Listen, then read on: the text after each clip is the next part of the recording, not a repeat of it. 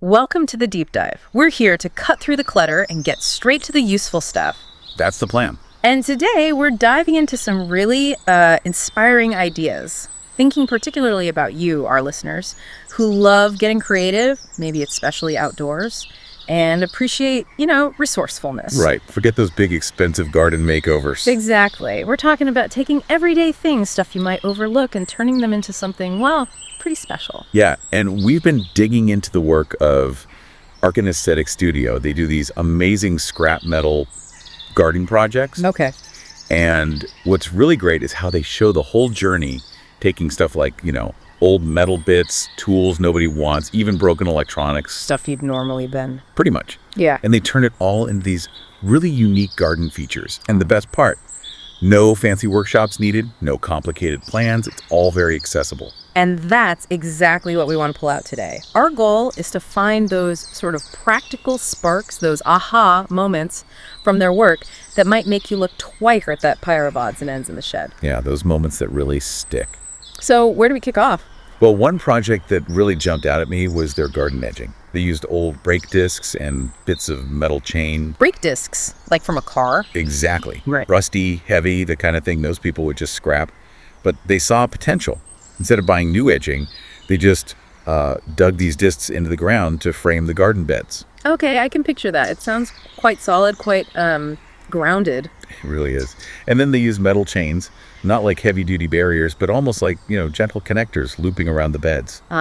So it's that mix, the heavy iron and then something a bit more, decorative. Precisely. It's that contrast between the rugged materials and the sort of hidden beauty they contain. That's a theme we'll see again and again. Right, giving forgotten things a second chance. Totally. And they show herbs like basil and rosemary growing inside this edging, and bright marigolds right up against the dark iron. Even mention the sound of gravel paths nearby. It's the whole sensory thing. It sounds visually really strong, that mix of industrial and natural. Yeah, and the source puts it nicely. Something like, wonder begins where you least expect it, buried in rust. I like that. It's about changing how you see things, isn't it? Seeing the potential in junk. Definitely. It makes you think, what bits and pieces do you have lying around that could maybe frame a flower bed or something? Good point. It's about that resourcefulness, especially if you're, wanting character without spending a fortune, looking beyond the obvious use. Okay, so moving up in scale a bit. How about a rustic pergola? They built one using leftover rebar and old rusty hinges. A pergola from rebar, that's not what usually comes to mind. You think, nice timber, neat joints. Exactly. And this flips that idea. It embraces what they called the magic in things left behind. Twisted rebar, hinges off old doors, weathered planks. So really rough materials then. Yeah, scrap, basically. They described welding the rebar into arches and using these old hinges to kind of hold the structure together. It gives it this unique kind of strength, built from bits that were thrown away. Broken things making something strong. That's interesting. And the light, they talk about how the light filters through the open top, calling it a frame for light, for shade, for stillness. That's quite poetic, so it's more than just a structure. Right, it becomes part of the garden's atmosphere. And then you imagine plants like wisteria or ivy growing up, it softening those lines, maybe an old rescued bench underneath. It feels lived in. Yeah, like it has a story. And that's the point they make. It's not about perfection. It's about the presence it has, giving these old things a new job to do. So it prompts you, the listener, to look at those forgotten corners, maybe that pile of old wood or metal, and think, could that be the start of something? A rough, handmade frame for a quiet spot. Exactly. Let the imagination run with it. Okay, let's scale down again. Vertical planters. From old computer parts. That sounds wild. It really is. Broken CPU shells the metal casings in wire mesh. They called them windows into a softer world. How does that even work? Well, they mount the empty frames on a wall, tuck soil into the compartments behind some mesh, and then plant things like lettuce, herbs, mint. Stuff grows right through the mesh. Wow. And flowers too, like lobelia or petunias cascading down, maybe near where the old circuit boards were.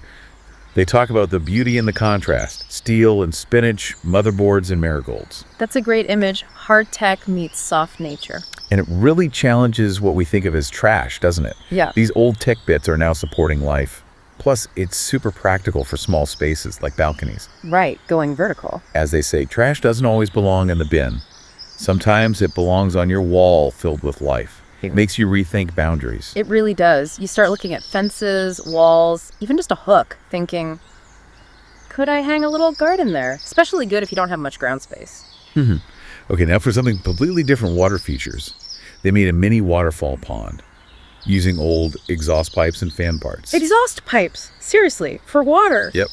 Instead of smoke, water flows through them. The rest isn't seen as decay, but as character, telling a story. That's a transformation. And broken fan parts repurposed as like little rotating elements in the water, almost like kinetic art from junk. That is incredibly creative, taking something loud and, well, polluting and making it peaceful. Exactly. The source mentions how these loud pipes are reborn to whisper. It really drives home that idea of finding beauty in discarded stuff. Maybe serenity is just an old pipe and a fan motor away. Huh. It makes you wonder about any old pipes or motors you might have stashed away. Could they become a little water feature? Add that nice sound. Worth thinking about. Now shifting to nighttime. Tiny garden lights made from broken LED bulbs and old USB cables. Broken bulbs, how do they light up? Well, maybe not totally broken, but perhaps the main fitting failed, or they're just dim LEDs from something else. They rig them up with USB cables for low voltage power. Ah, clever, so gentle light. Yeah, a soft glow. Enough to light up a path or highlight some herb pots. They describe them as whispering lanterns. Some hanging, some just sitting in mason jars like little galaxies. That sounds lovely and cheap. Totally. And no new plastic, no complex wiring. It really shows that meaningful light doesn't have to come from something new and expensive. Simple ingenuity. It makes it feel very achievable. Like you could just try it with one bulb and see how it changes the garden's feel after dark. Definitely lowered the barrier. Okay, next up, fences. But not just any fence. One that looked like bamboo, but was actually made from old printer parts and painted metal. Printer parts? How on earth? Yeah, things like the metal rods inside old printers. They painted them greens and browns to blend in and mimic bamboo, arranging them to create a kind of visual rhythm. That requires some vision. To see bamboo in a printer rod. It really does. And tomatoes were growing up behind it, herbs leaning against it. It just shows the beauty of DIY seeing value where others see nothing. You don't need more money or space, just that initial spark with what you've got. Makes you look at any random metal bits differently. Could they become part of a unique fence? For sure. Now, for creating a calm space, a mini Zen garden made with, again, scrap, bits of concrete, rusty bolts, leftover rebar. A Zen garden from junk, how does that work? It's small, very intentional, maybe a frame of rusty rebar filled with gravel and stones. And the really cool part, using old rusty bolts as focal points, arranged in spirals and raked sand. Rusty bolts as points of peace. Yeah. That's unexpected. Isn't it? Bent rebar might frame the space. Simple plants like moss, dwarf bamboo, maybe a weathered stone in the middle. It's not meant to impress, just offer refuge. A personal sanctuary from scraps. Yeah, showing that peace comes from what's present, not perfection. You could build from just a few leftover bits. Makes you look for old concrete chunks or bolts with new eyes. Could they create a little calm corner? Absolutely. Now, thinking about small spaces, again, Yeah. balconies, patios, they made hanging planters from used bicycle rims and wire. Bike rims, like the wheels. Yeah, just the metal rims. Cleaned up, maybe painted or left rustic. They become these minimalist circular planters. Perfect for herbs like basil or oregano. How do they hang? Just simple hand-twisted wires attached to the rim and hung from a hook or a pipe. Yeah. It's really accessible and makes great use of vertical space. I can picture that. Very simple, kind of vintage looking. Exactly. They showed some hanging from a rusty pipe, others under a pergola with petunias spilling out. It's about that quiet redemption, giving an old wheel a new life. Makes you think twice before getting rid of an old bike, doesn't it? Could those rims become planters? Yeah, Phil. Okay, shifting to practical storage. A garden tool holder, made from door hinges and a broken TV frame. A TV frame, like the old boxy ones. Probably, or even a flat screen casing. Hollowed out, mounted on a shed wall.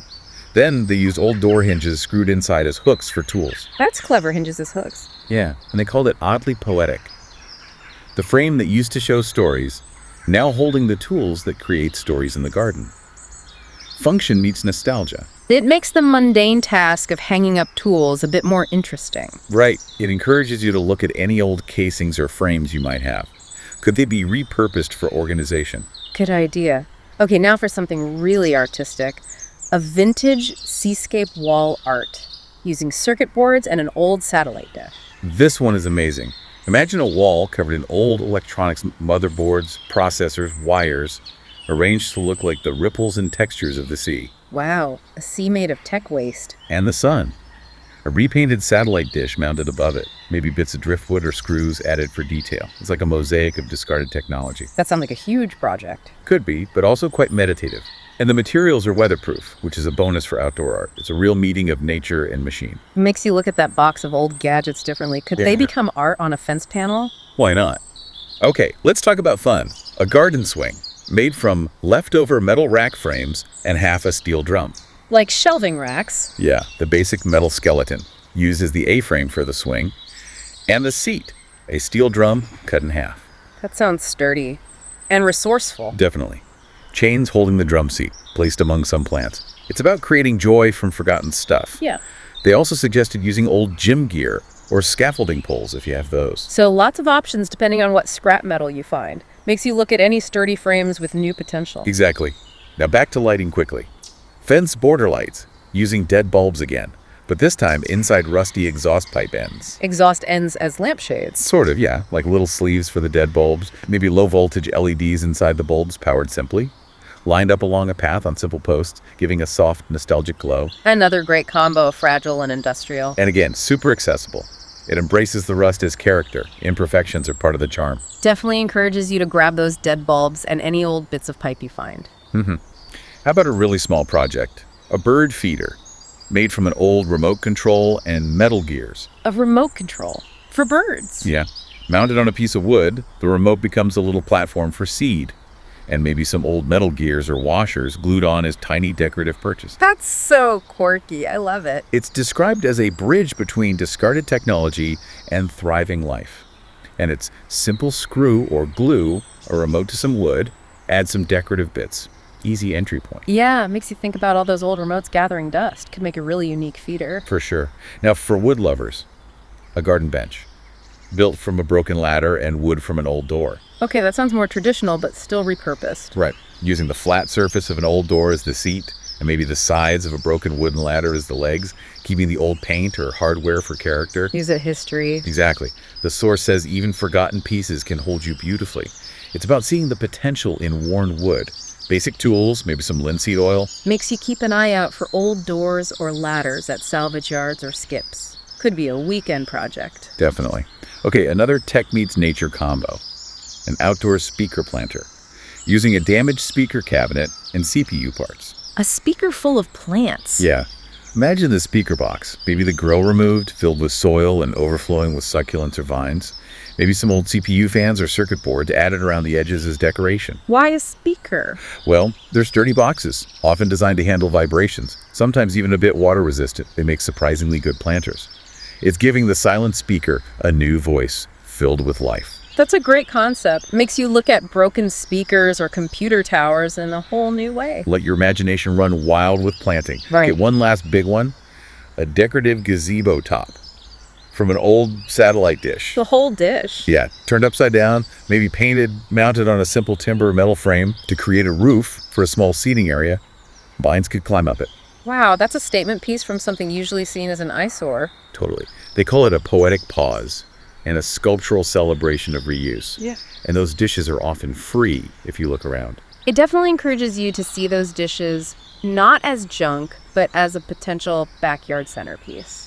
So wrapping this up, the big takeaway from Arkan Aesthetic Studio seems to be, well, inspiration is everywhere, Yeah, especially in the stuff others threw away. absolutely. It's about shifting how we look at things. Hopefully you've had a few aha moments listening to this. Yeah, seeing the potential for creativity and resourcefulness, adding that personal touch to your garden, which is something many of us, maybe especially over 40, really appreciate character over cost. We really hope you start looking around your own place. The shed, the garage, that pile in the corner with fresh eyes now. Yeah, I was just sitting there waiting for a second chance. And that's the question we'll leave you with.